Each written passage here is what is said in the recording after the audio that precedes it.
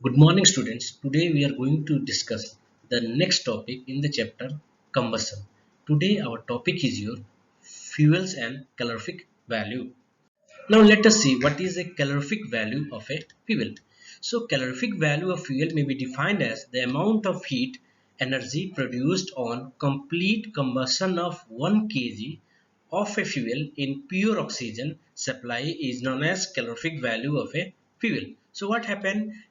In order to determine the calorific value of a fuel, we'll heat the substance of 1 kg in a excess of oxygen, and the amount of heat liberated is known as your calorific value. Okay, the calorific value of a fuel is generally expressed in the unit, that is kilojoule per kilogram, that is a kg per kilogram. Here I have taken the calorific value of some fuels in tabular form. In column number 1 you will see the fuel, and in second column you will see the calorific value of fuels in kilojoule per kg. Now the first fuel is your cow dung cake. Here the amount of energy is your 8000 kilojoule per kg. Here again wood, it will be 22,000 kilojoule per kg. Now coal 33,000 kilojoule per kg. Biogas, it is 40,000 kilojoule per kg. Diesel like that 45,000. Kerosene also you see 45,000. Now again in petrol you will see 48,000 kilojoule per kg. Methane 50,000 kilojoule per kg. Now LPG 55,000. And on the last very potent your fuel, that is your hydrogen. Here the calorific value is 1,50,000 kilojoule per kg. So by looking into this values of calorific value, we can say those fuels which are having very high calorific value, they can be regarded as a suitable fuel. So in all these fuels you will see that LPG is the best fuel because it is having one of the highest calorific value. Now again you see for hydrogen it will be almost 3 times of the LPG. But the problem with hydrogen is it cannot be controlled. Okay, if you are going to burn the hydrogen, that the explosion, that the reaction is explosive in nature, and it cannot be controlled, and that's why it is not used as a common fuel. And before LPG, it will be methane. It is having almost similar to your LPG, and before that your petrol, kerosene, like this. Whenever there is increase in calorific value of the fuel, they are regarded as a better fuel. Okay, so let us see what are the characteristics of a calorific value. The first characteristic is the fuel which produces more heat per kg of fuel has higher calorific value. Means those fuel which produce more heat, they are having higher calorific value. That I have already shown in the previous tabular form, that we are going down the group in increasing order of their calorific value. The more is the calorific value of a fuel, the better is the efficiency of the fuel. Okay, so what happened, what do you mean by efficiency? Means within a given amount of fuel, more energy can be more work can be done. So what happened, if the calorific value of a fuel is more, then the efficiency of the fuel will be more.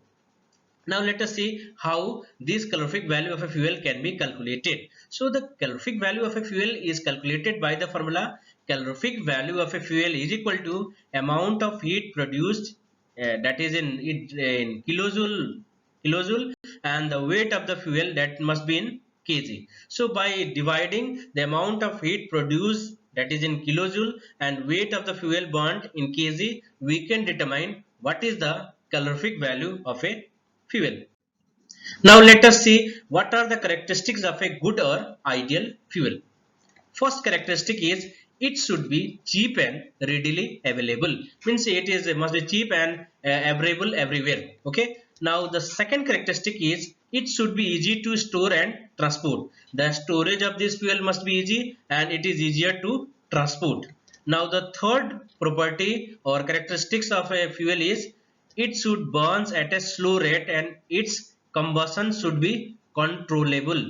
What do you mean by controllable? Means the combustion should not go out of control. In the previous concept I have shown you that hydrogen, although it's having a very highest calorific value, but its combustion cannot be controlled, and that's why it cannot be regarded as a good fuel.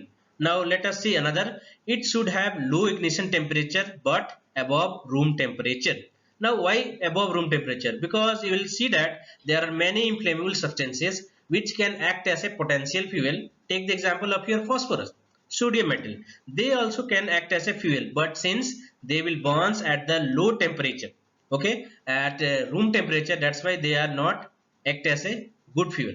Now we have another characteristic, that it should not produce very small amount of residue such as ash. So it should not produce any kind of residue or byproduct during chemical reaction. Now the sixth is, it should have higher or large calorific value. That I have already explained, that the fuel which is having highest calorific value, that is the best fuel. Now the seventh one, it should not produce gases which pollutes the air. Now you will find that most of the gases or most of the fuel that we are burning or burning that will produce pollution. But there are certain fuels or certain gaseous fuel that will produce very less pollution, and they are regarded as a ideal fuel.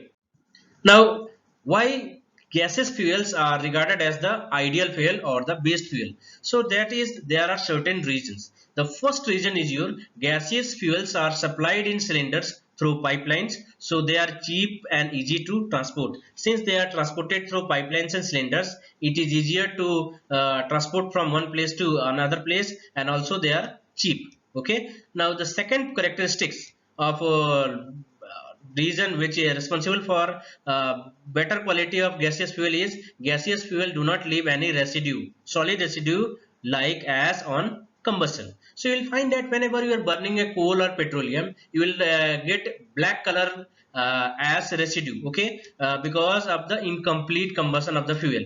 But that does not occur in a gaseous fuel. No residue will be formed like ash, okay. So it is a better fuel. Now see the third characteristic, gaseous fuel produce more heat and less amount of harmful gases as compared to solid or liquid fuel.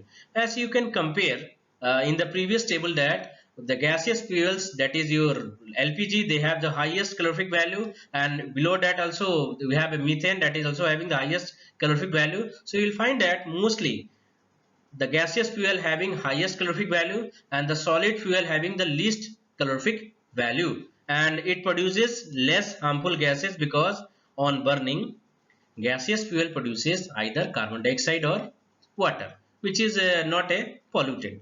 Now the fourth characteristics why it is regarded as a better fuel, that is, gaseous fuel have low ignition temperature and the rate of combustion can be controlled. Okay, so gaseous fuel have low ignition temperature. If you are going to burn the coal or wood, you will find that it is not easier to burn this coal or wood.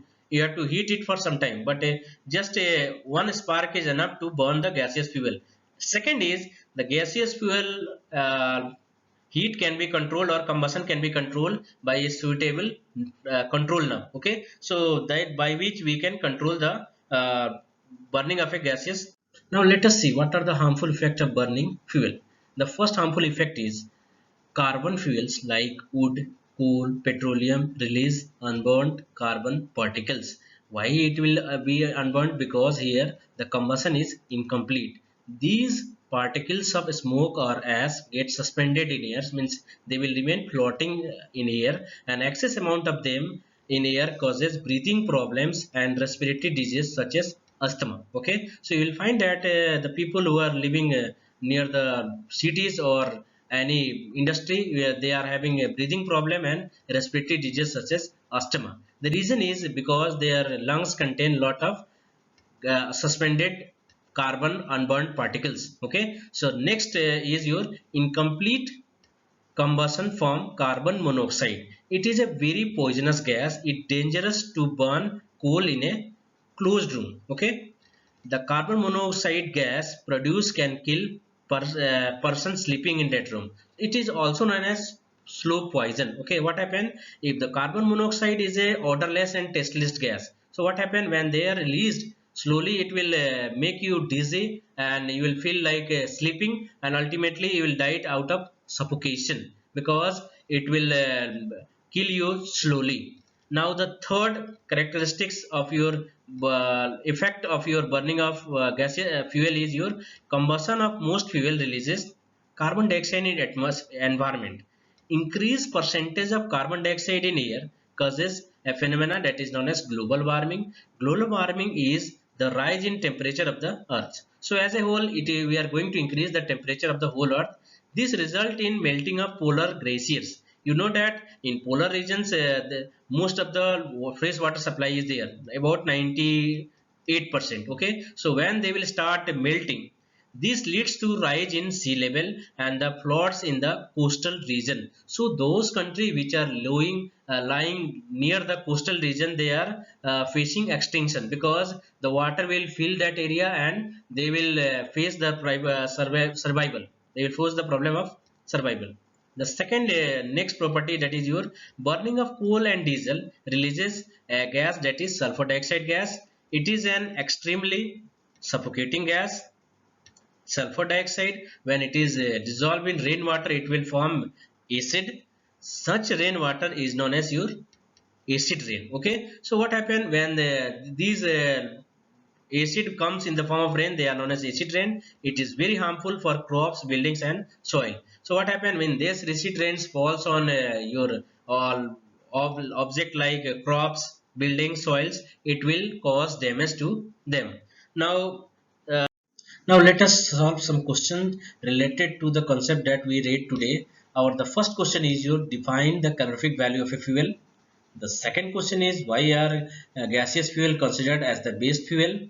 Now the third question what we are having is, give the three characteristics of an ideal fuel. So we have discussed many characteristics. Now fourth is your numerical questions. In an experiment, 4.5 kg of a fuel was burnt, completely burnt. The heat produced was measured to be 1,80,000 kilojoule. Calculate the calorific value of the fuel. Now you see, in order to solve this question, you will use the formula that I have discussed before, and please solve these questions in your homework notebook. Thank you.